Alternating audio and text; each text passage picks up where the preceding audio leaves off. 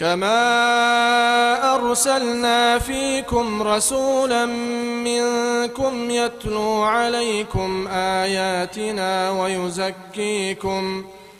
ويعلمكم الكتاب والحكمة ويعلمكم ما لم تكونوا تعلمون فاذكروني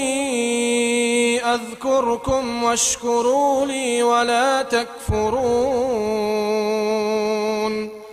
يا أيها الذين آمنوا استعينوا بالصبر والصلاة إن الله مع الصابرين ولا تقولوا لمن يقتل في سبيل الله أموات بل أحياء ولكن لا تشعرون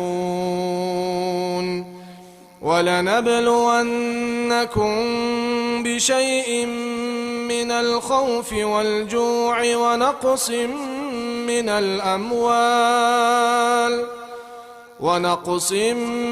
من الأموال والأنفس والثمرات وبشر الصابرين الذين إذا أصابتهم مصيبة قالوا إنا لله وإنا إليه راجعون أولئك عليهم صلوات من ربهم ورحمة وأولئك